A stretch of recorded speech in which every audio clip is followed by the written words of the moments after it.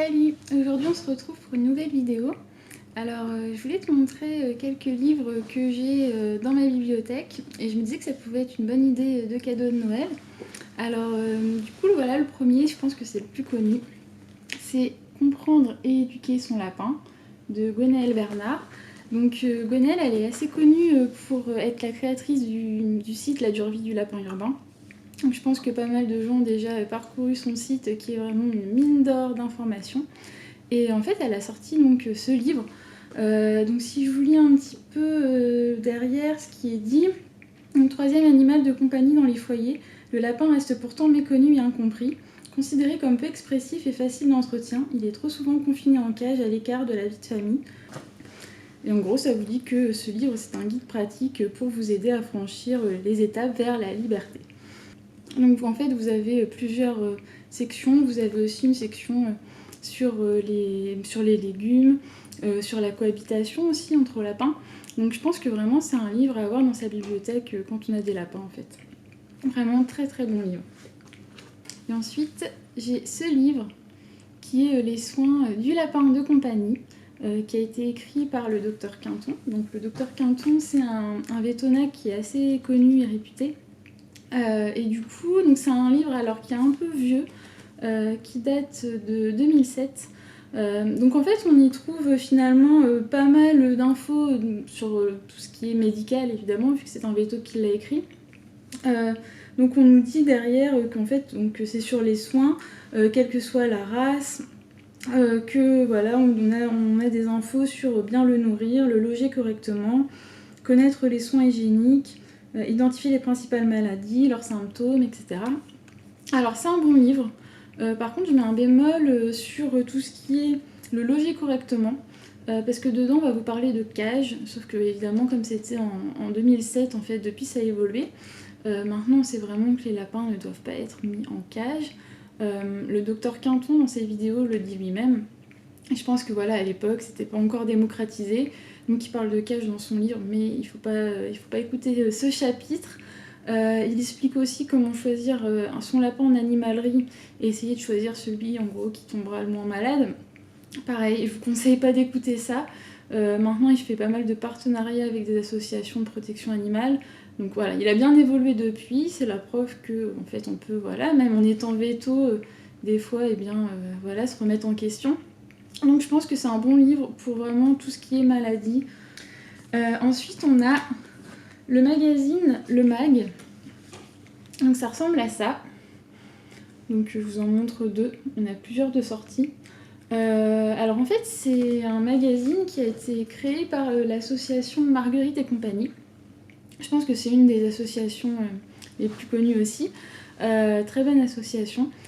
Et du coup, en fait, ils ont un magazine qu'ils envoient. Donc en fait, le format normalement c'est annuel. Ils l'envoient en cadeau à leurs adhérents. Donc moi, comme je suis adhérente, je l'ai gratuitement. Mais en fait, il peut aussi s'acheter sur leur site. Donc ça vaut 7 €. Du coup, en plus, ça sert pour la bonne cause.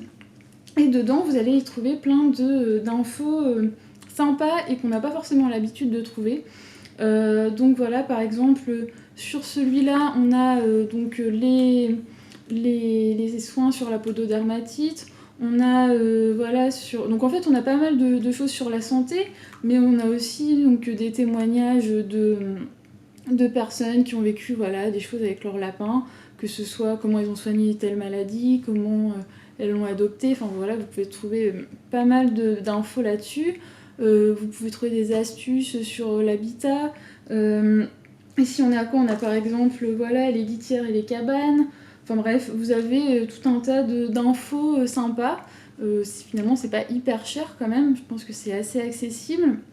Et puis ça permet de faire une bonne action tout en ayant un magazine vraiment très sympa sur le lapin. Donc vraiment ça je vous le conseille. Les 60 consultations les plus fréquentes des petits mammifères. Donc là, c'est encore une fois un livre écrit par un vétérinaire, donc le docteur Wynne. Je dirais que ce livre est peut-être un petit peu plus à destination, on va dire, des gens qui connaissent déjà un petit peu le lapin et le vocabulaire technique, parce qu'en fait là, c'est vraiment que des données sur la santé. Alors évidemment, on a aussi, vu que c'est sur les petits mammifères, on a aussi d'autres animaux, le cochon d'Inde, le chinchilla. Du coup, ça peut être un livre intéressant si vous avez plusieurs de ces espèces. Effectivement, si vous avez qu'un lapin, bon, bah, y a peut-être des parties qui vous serviront pas tellement. Après, donc là, en fait, lui, il va prendre des exemples typiques de consultation, c'est-à-dire qu'il va dire on m'a amené un lapin, il avait tel symptôme, voilà ce que j'ai fait comme analyse, comme examen, qu'est-ce que j'en ai déduit qu'il avait ensuite. Donc ça peut servir effectivement à d'autres vétérinaires qui seraient peut-être pas NAC, mais qui auraient envie de comprendre comment un véto-NAC fait pour avoir une bonne consultation.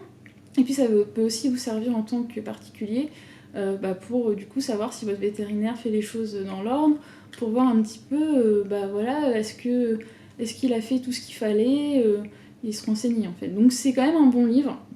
Par contre, le souvenir il était assez cher quand même, j'avais hésité à l'acheter. Et voilà, donc c'est un budget contrairement aux autres, mais en tout cas c'est assez intéressant. Alors on va passer à un tout autre registre. Voici Globule. Donc c'est un manga en fait qui raconte la vie d'un petit lapin. Donc derrière c'est marqué la vie merveilleuse de l'auteur et de son lapin aux yeux de fauron. Du coup ça fait plaisir d'avoir comme ça un livre sans prise de tête sur juste un petit lapin. Il y a plein d'anecdotes, c'est assez rigolo. En plus il n'y a pas de mauvaises pratiques, on va dire. C'est un lapin qui vit globalement en liberté, il aime bien ses petits légumes, enfin voilà, il n'y a rien de choquant pour les amoureux de lapins. Et du coup, si vous aimez les mangas, ou même d'ailleurs, même si vous n'êtes pas fan, moi je suis pas hyper fan de manga de base, mais j'ai trouvé ça assez sympa à lire. Même pour les adultes, en tout cas, moi j'ai bien aimé. Donc si vous êtes fan de ce style, je vous le conseille. Et puis, pour finir, donc on a la médecine interne, chien, chat et NAC. Donc voilà, donc c'est vraiment un très gros livre. En fait, c'est une sorte de bible où vous avez en fait toutes les pratiques vétérinaires. Donc en fait, il y a une partie chien-chat écrite donc par un vétérinaire chien-chat quoi. Et la partie NAC qui est écrite par le docteur Bulliot, donc aussi un véto-NAC assez réputé.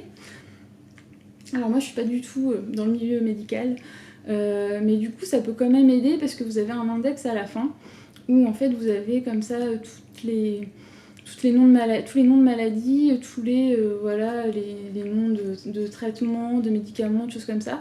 Et en fait si vous avez un moment un doute, je sais pas, vous allez chez le véto et il y a quelque chose que vous n'avez pas compris, ou vous voulez juste plus d'informations sur ce que votre vétérinaire vous a dit, vous pouvez aller checker rapidement et vous faire une idée.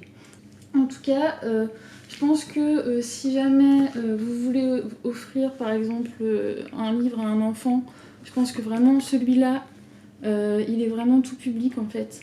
Je pense que vraiment c'est un livre aussi bien enfant, adulte, il est assez facile à lire. Vraiment pour s'occuper de son lapin, c'est la base. Celui-là aussi, je pense que pour les enfants, ça peut bien passer. Le magazine de Marguerite et compagnie, je pense que ça dépend des sujets.